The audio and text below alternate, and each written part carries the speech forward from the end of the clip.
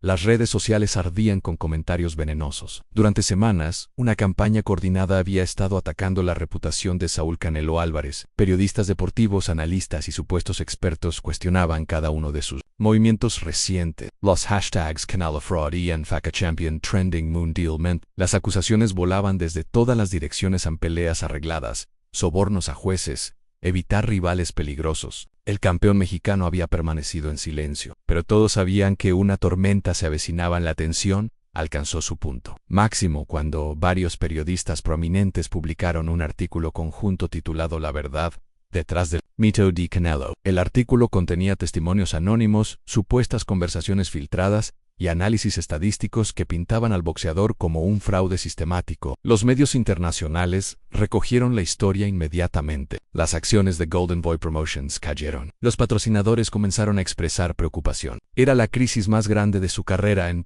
una mañana de martes, Canelo rompió su silencio de manera espectacular. A través de un video en Instagram, vestido impecablemente en su gimnasio personal, anunció algo que nadie esperaba. Es suficiente, declaró con voz firme pero controlada. Este viernes a las 8 p.m. hora de Ciudad de México, tendré una transmisión en vivo. Invito a todos mis críticos, a todos los que han estado hablando, a que se presenten cara a cara, sin editores, sin cortes, sin esconderse detrás de pantallas.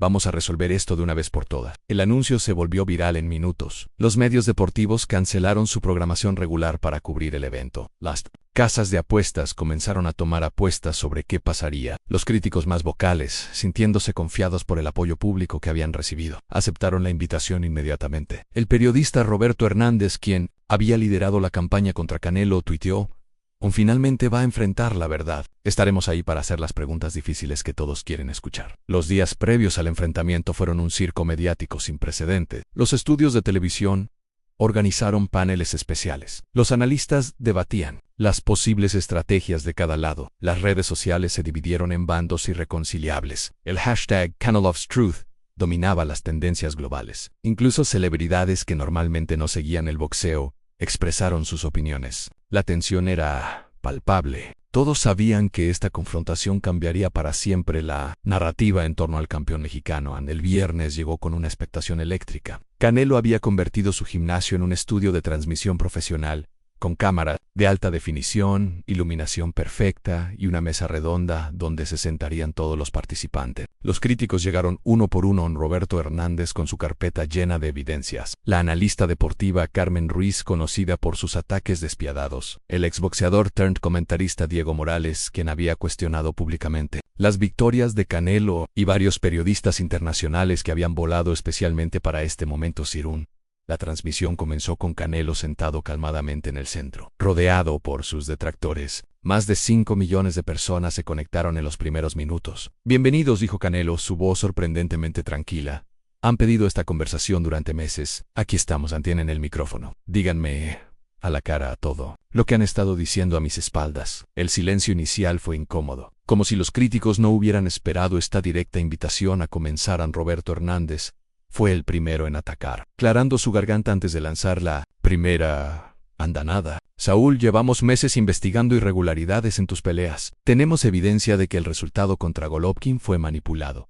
Los scorecards no reflejan lo que pasó en el ring. Desplegó papeles sobre la mesa mientras las cámaras captaban cada detalle. Además, hay testimonios de que evitas sistemáticamente a ciertos rivales porque sabes que no puedes ganar legítimamente. Los otros críticos asintieron, alimentando el momentum del ataque. En Canelo escuchó cada palabra sin interrumpir, sus manos cruzadas sobre la mesa, una ligera sonrisa en su rostro que confundía a todos. Cuando Hernández terminó, el silencio se extendió por varios segundos. ¿Terminaste?, preguntó Canelo simplemente. Porque tengo algunas preguntas para ti también. La cámara captó el cambio sutil en la expresión de Hernández, una leve preocupación que antes no estaba ahí. Los otros críticos intercambiaron miradas, preguntándose si habían subestimado al campeón mexicano.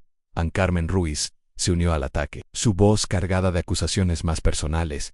No es solo sobre las peleas, Saúl, es sobre tu carácter. Has construido toda tu imagen en ser el orgullo mexicano, pero tus acciones detrás de cámaras cuentan una historia diferente. Hemos hablado con personas de tu círculo interno que dicen que eres arrogante, manipulador, que tratas mal a tu equipo. Los ataques se volvían más viciosos, más personales. Diego Morales añadió: un verdadero campeón no necesita toda esta protección.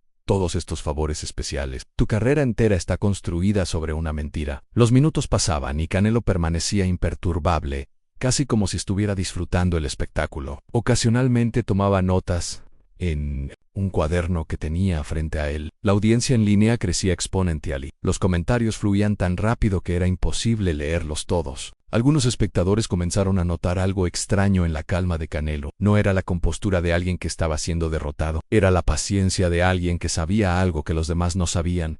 Después de casi 30 minutos de ataques ininterrumpidos, Canelo finalmente levantó la mano. Interesante, dijo, abriendo su cuaderno, muy interesante, porque resulta que yo también he estado investigando. Sacó una tablet y la colocó sobre la mesa. Roberto, mencionaste evidencias sobre mi pelea con Golovkin. ¿Te refieres a estos documents? En la pantalla aparecieron correos electrónicos, transferencias bancarias, registros telefónicos. El color desapareció del rostro de Hernández. Porque tengo aquí evidencia de que recibiste $5,000 de promotores rivales para escribir esos artículos. La bomba había estallado. Hernández tartamudeó, tratando de negar las acusaciones, pero Canelo continuó implacablemente. Common. Hablaste de personas de mi círculo interno. ¿Te refieres a esta persona? En la pantalla apareció la foto de un hombre que los críticos reconocieron inmediatamente era alguien que había estado filtrando información falsa. Alguien que ni siquiera había trabajado con Canelo en años. Resulta que este señor ha estado vendiendo historias fabricadas a varios medios. Tengo aquí las grabaciones de audio donde admite que todo fue inventado. Los periodistas internacionales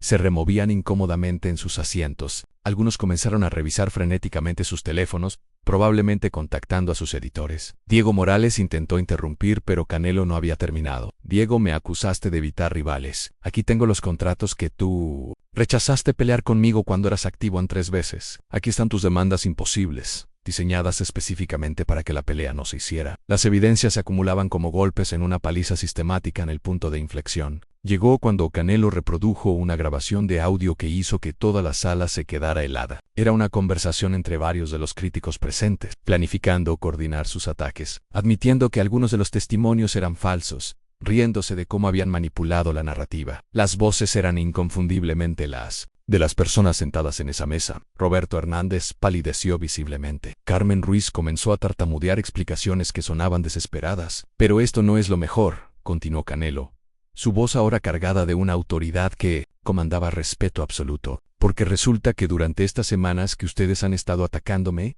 yo he estado trabajando, no solo en el gimnasio, sino con investigadores privados, contadores forenses, expertos en medios digitales. Hizo una pausa dramática.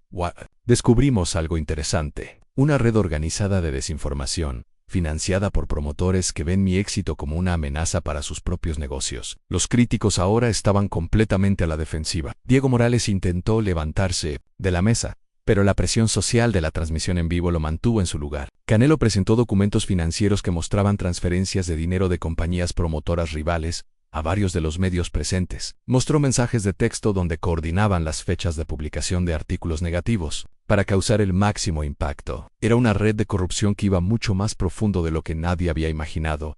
La evidencia más devastadora llegó al final. Canelo reprodujo una llamada telefónica grabada donde uno de los principales críticos admitía que sabía que las acusaciones contra Canelo eran falsas, pero que el dinero era demasiado bueno para rechazarlo. La voz era inconfundiblemente la de Roberto Hernández. En la grabación se le escuchaba decir no importa si es verdad o no. El público ya decidió que quiere ver caer a Canelo. Solo les estamos dando lo que quieren escuchar. El silencio que siguió fue ensordecedor. Los 5 millones de espectadores habían crecido a más de 8 millones. Los críticos se miraban entre ellos, buscando desesperadamente una salida. Roberto Hernández finalmente encontró su voz en esas grabaciones. Fueron tomadas fuera de contexto yo nunca, pero sus palabras sonaban huecas. Carmen Ruiz había comenzado a llorar silenciosamente. Diego Morales miraba fijamente la mesa, derrotado. Los periodistas internacionales parecían estar calculando qué tan rápido podían salir del país. Canelo se recostó en su silla. Permitió que el silencio se extendiera. Cuando finalmente habló, su voz era calmada pero cargada de victoria. Durante años, he escuchado que el boxeo necesita más transparencia. Estoy de acuerdo. Por eso he decidido hacer públicos todos estos documentos. Mi equipo legal ya los ha enviado a las autoridades correspondientes. También los hemos compartido con medios legítimos que sí practican periodismo real. Hizo una pausa. En cuanto a ustedes, bueno, creo que sus carreras hablan por sí mismas ahora. Uno por uno, los críticos comenzaron a abandonar la mesa. Roberto Hernández murmuró una disculpa incoherente antes de salir del cuadro. Carmen Ruiz se limpió las lágrimas y se disculpó no solo con Canelo, sino con la audiencia por haber participado en la desinformación. Diego Morales simplemente se levantó y se fue sin decir palabra. Los periodistas internacionales trataron de salvarse, distanciándose de las acusaciones, prometiendo investigaciones internas en sus propias organizaciones. Cuando la sala se vació, Canelo permaneció solo frente a las cámaras. Más de 10 millones de personas ahora estaban viendo. Quiero dejar algo claro, dijo, mirando directamente a la cámara principal.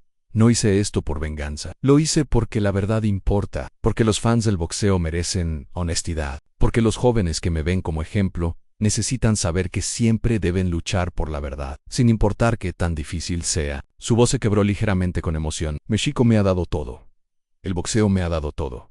Nunca traicionaría esa confianza. La transmisión terminó con Canelo caminando hacia una ventana de su gimnasio, contemplando el atardecer de Guadalajara. En las horas que siguieron, las redes sociales explotaron con apoyo masivo para el campeón. Canelo Truth se volvió trending mundial. Varios de los medios que habían publicado las acusaciones falsas emitieron retractaciones públicas. Las acciones de Golden Boy se recuperaron completamente al día siguiente. Más importante aún, la percepción pública de Canelo cambió para siempre. No era solo un gran boxeador. Era un símbolo de integridad y valentía. Semanas después, cuando los investigadores terminaron su trabajo, descubrieron que la red de desinformación era aún más extensa de lo revelado esa noche. Varios periodistas perdieron sus trabajos. Algunos medios enfrentaron demandas millonarias. Roberto Hernández desapareció completamente de la escena deportiva. Carmen Ruiz se dedicó a hacer trabajos de caridad, tratando de reparar su reputación destruida. Diego Morales se retiró del comentarismo deportivo. La industria del periodismo deportivo fue forzada a examinar sus propias prácticas éticas.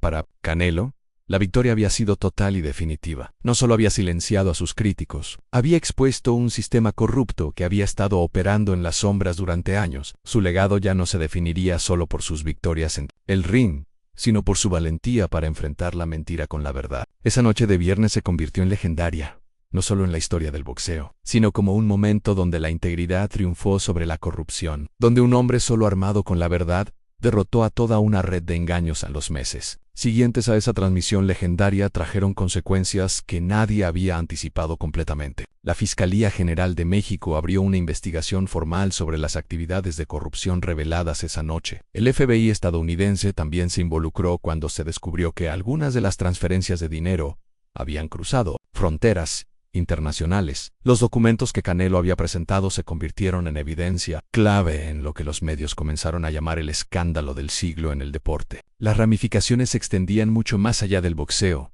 tocando el corazón mismo de cómo se reportaban las noticias deportivas a nivel mundial.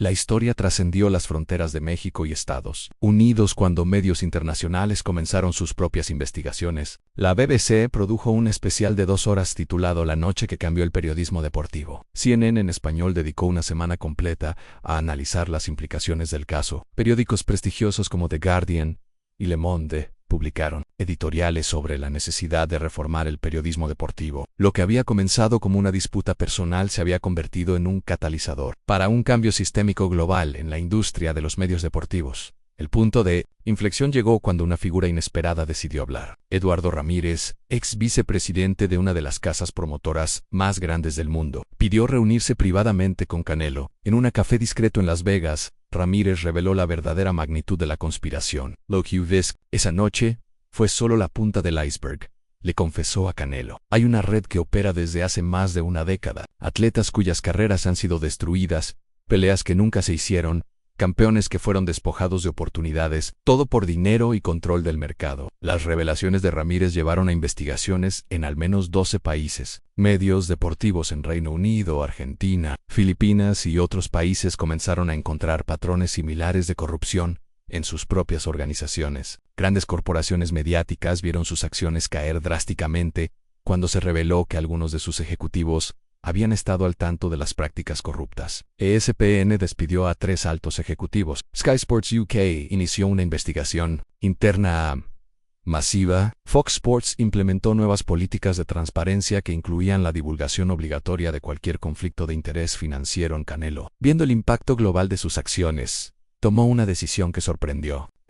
Anunció la creación de la Fundación Verdad en el Deporte, una organización sin fines de lucro dedicada a combatir la corrupción en el periodismo deportivo, donó $5 millones de su propio dinero para establecer la fundación, y contrató a un equipo de investigadores, abogados y periodistas éticos. El boxeo me dio todo, declaró en la conferencia de prensa de lanzamiento. Ahora es mi responsabilidad proteger la integridad del deporte para las futuras generaciones. Los primeros casos importantes comenzaron a llegar a los tribunales 9 meses después de la transmisión. Roberto Hernández enfrentaba cargos de fraude, extorsión y conspiración criminal. Su juicio se convirtió en un circo mediático, pero esta vez los reflectores estaban del lado de la justicia. Durante el testimonio se reveló que había recibido más de $300,000 en pagos durante 3 años por escribir artículos difamatorios, no solo contra Canelo, sino contra más de 20 atletas diferentes. Carmen Ruiz acordó cooperar con las autoridades a cambio de una sentencia reducida, proporcionando evidencia adicional, que implicaba a docenas de otros periodistas y ejecutivos.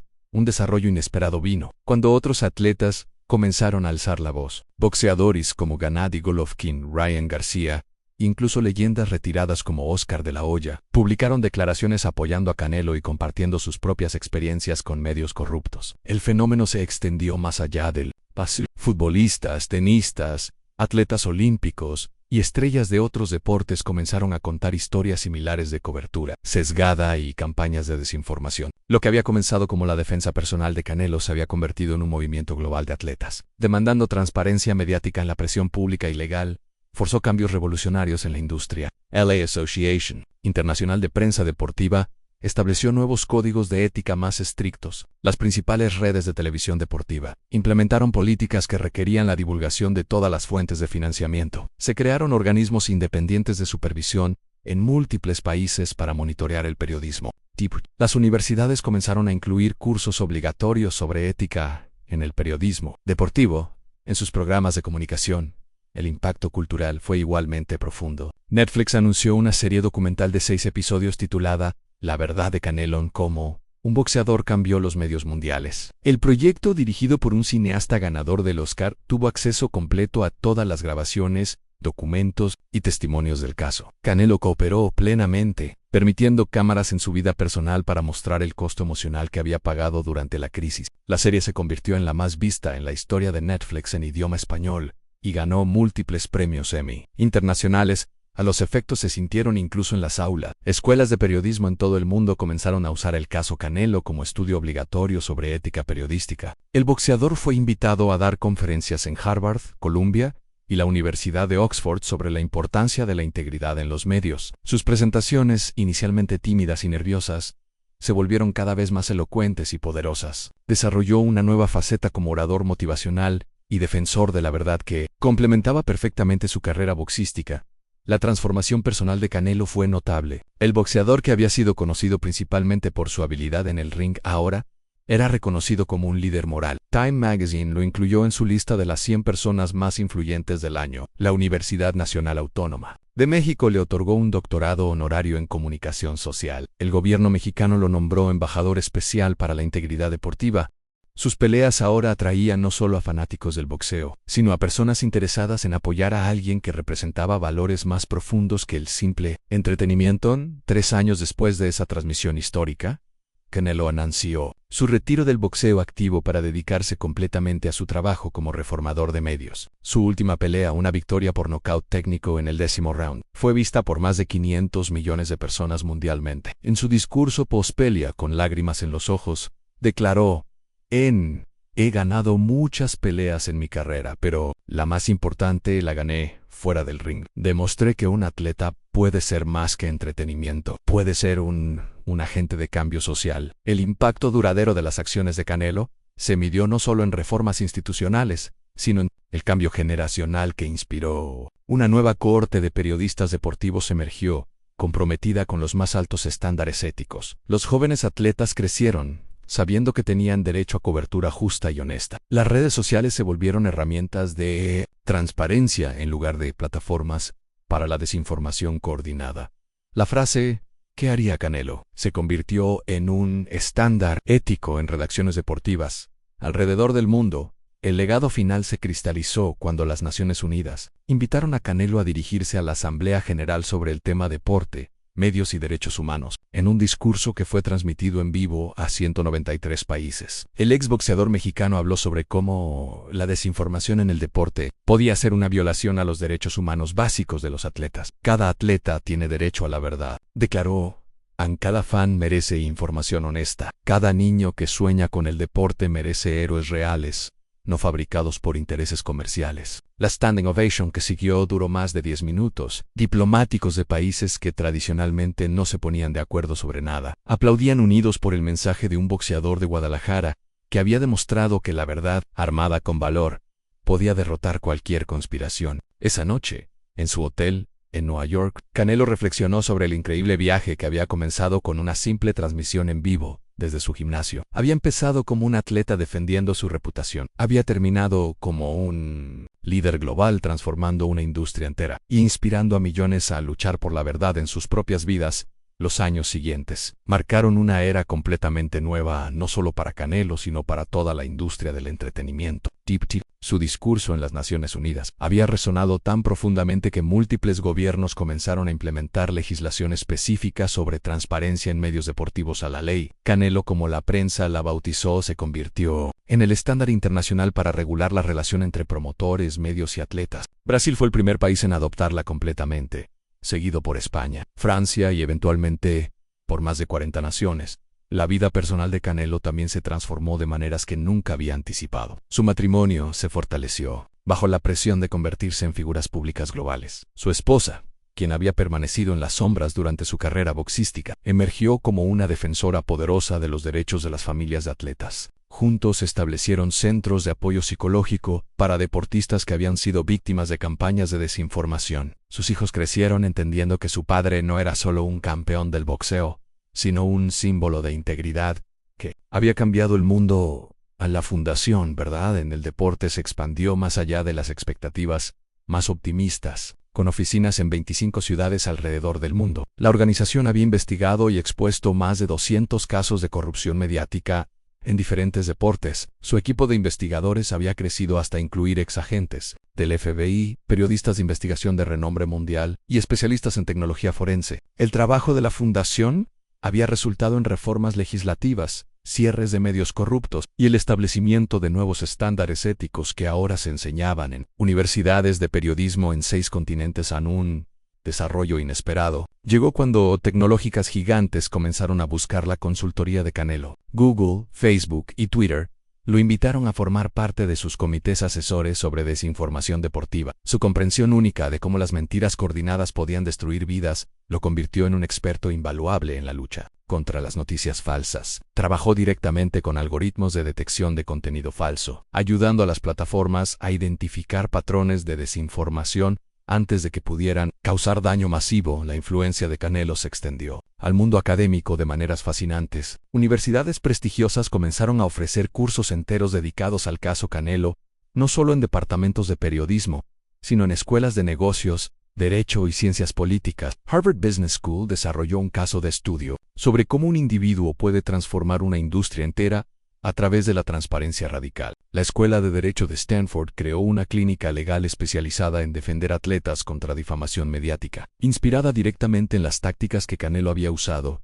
el impacto en la próxima generación de atletas fue quizás el más profundo. Jóvenes deportistas crecieron en un mundo donde sabían que tenían derechos, donde entendían que podían defenderse contra la cobertura injusta, donde veían que la integridad podía ser tan poderosa como cualquier habilidad física. Academias deportivas alrededor del mundo comenzaron a incluir cursos sobre alfabetización mediática como parte obligatoria de su entrenamiento. Los atletas ya no eran solo entrenados para competir, eran educados para navegar y transformar el ecosistema mediático que rodeaba sus carreras.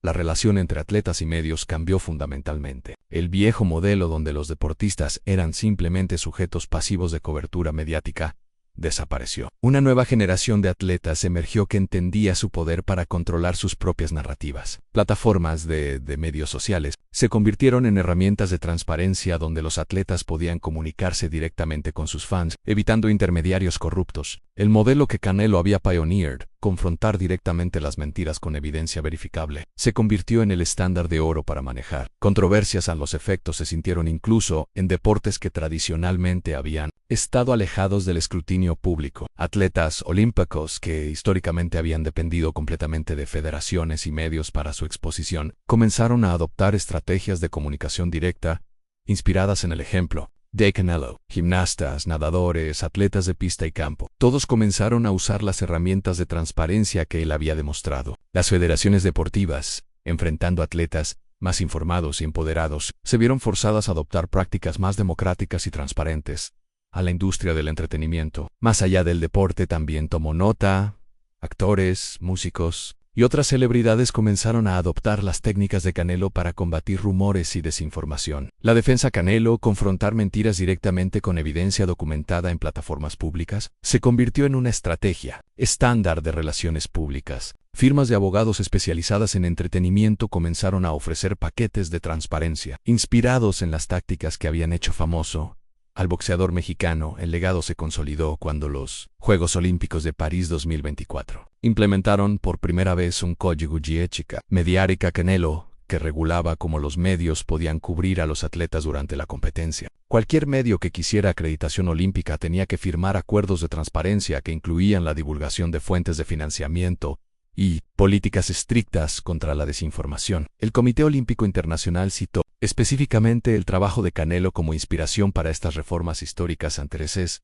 La transformación personal de Canelo continuó sorprendiendo incluso a quienes lo conocían mejor. El hombre que una vez había sido conocido principalmente por su poder de knockout, ahora era reconocido por la potencia de sus palabras. Sus discursos se estudiaban en clases de oratoria. Sus escritos sobre ética deportiva se publicaban en revistas académicas prestigiosas. Universidades competían por tenerlo como profesor visitante. La Sorbona le ofreció una cátedra permanente en ética del deporte y comunicación social. Cuando cumplió 40 años, Canelo reflexionó sobre el viaje extraordinario que había vivido. En una entrevista especial para conmemorar el 5º aniversario de su transmisión histórica, sentado en el mismo gimnasio donde todo había comenzado, compartió una perspectiva que tocó millones de corazones. Pensé que mi legado sería las peleas que gané, los cinturones que conquisté, dijo con una sonrisa reflexiva. Pero resulta que mi victoria más importante no fue en un ring. Fue demostrar que la verdad, sin importar qué tan pequeña parezca al principio, siempre puede derrotar a la mentira más poderosa. La entrevista fue vista por más de 100 millones de personas en 60 idiomas diferentes. Comentarios de apoyo llegaron no solo de atletas y celebridades, sino de personas ordinarias alrededor del mundo, que habían sido inspiradas por su ejemplo a defender la verdad en sus propias vidas. Maestros que habían confrontado administraciones corruptas, trabajadores que habían expuesto prácticas injustas en sus empleos, estudiantes que habían desafiado sistemas educativos defectuosos. Todos citaban a Canelo como inspiración para encontrar el valor de hablar. En el círculo se cerró de manera hermosa cuando Roberto Hernández, después de cumplir su sentencia de prisión, escribió una carta pública pidiendo perdón no solo a Canelo, sino a todos los atletas que había perjudicado con su periodismo corrupto. En la carta, admitía que la transmisión de Canelo había sido un momento de despertar que lo había forzado a confrontar la vergüenza de lo que había hecho. Había usado su tiempo en prisión para estudiar periodismo ético y ahora trabajaba como voluntario, enseñando a jóvenes reporteros sobre los peligros de la corrupción mediática en Canelo. Fiel a su carácter, respondió públicamente aceptando la disculpa y ofreciendo a Hernández la oportunidad de trabajar con la Fundación Verdad en el Deporte, como ejemplo viviente de Redemption. Todos merecemos una segunda oportunidad cuando genuinamente nos arrepentimos y trabajamos para reparar el daño, declaró. La decisión fue controvertida, pero ultimately demostró la profundidad del cambio que Canelo había experimentado. De boxeador vengativo a líder compasivo que entendía que la verdadera victoria incluía la posibilidad de perdón y redemption.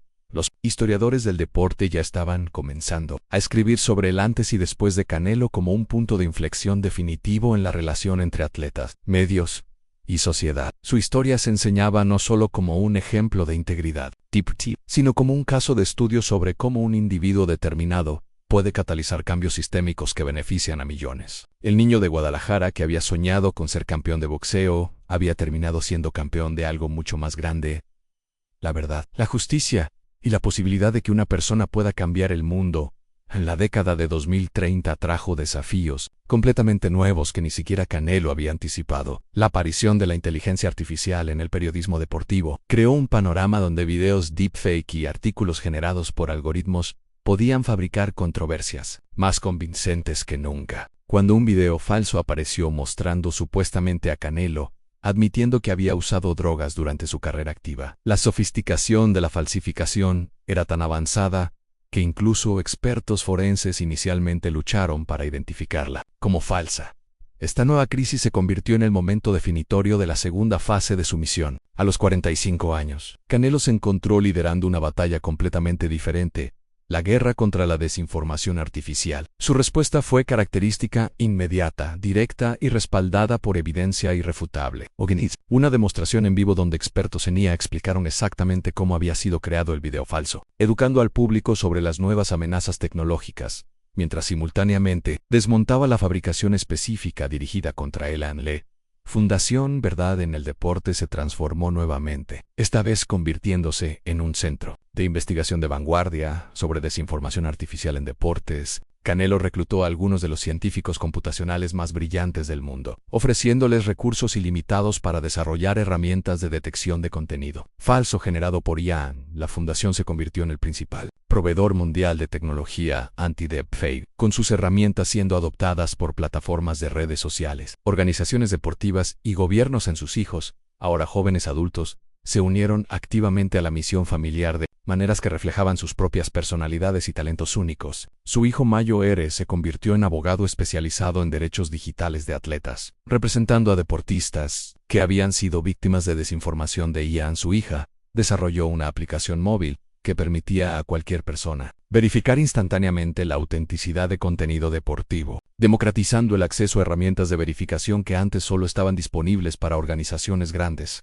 El impacto generacional se hizo evidente cuando atletas que habían crecido inspirados por el ejemplo de Canelo comenzaron a liderar sus propios movimientos de reforma. Una generación completa de deportistas emergió que nunca había conocido un mundo donde los atletas fueran víctimas pasivas de manipulación mediática. Estos atletas Canelo, como los medios los bautizaron, entraron a sus carreras profesionales armados con conocimiento sobre transparencia, derechos digitales y estrategias de comunicación directa que transformaron completamente la dinámica de poder en el deporte profesional. La influencia de Canelo se extendió incluso a la política internacional, cuando varios países comenzaron a considerar la desinformación deportiva como una forma de guerra de información. Cuando una potencia extranjera fue descubierta usando deepfakes para desestabilizar la preparación olímpica de países rivales, las Naciones Unidas convocaron una sesión especial sobre seguridad deportiva digital con Canelo como el principal consultor experto. Su testimonio llevó al establecimiento del primer tratado internacional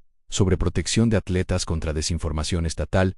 Los avances tecnológicos que su fundación había pioneado comenzaron a tener aplicaciones más allá del deporte. Las herramientas de detección de deepfakes desarrolladas para proteger atletas se adaptaron para combatir desinformación política, noticias falsas sobre salud pública y manipulación financiera. Lo que había comenzado como una misión personal para restaurar su reputación había evolucionado hacia una contribución fundamental a la infraestructura global de verdad y transparencia. Canelo se encontró navegando un mundo donde su influencia se extendía mucho más allá de lo que había imaginado. Líderes mundiales lo consultaban sobre estrategias de comunicación transparente. Corporaciones tecnológicas competían por su endoso de sus productos de verificación de contenido. Universidades establecían institutos de investigación en su honor. El Premio Nobel de la Paz fue mencionado repetidamente por comentaristas que argumentaban que su trabajo había contribuido más a la estabilidad global que muchos esfuerzos diplomáticos tradicionales. La complejidad de su nueva realidad se hizo evidente cuando enfrentó su primera crisis verdaderamente global. Una red coordinada de actores estatales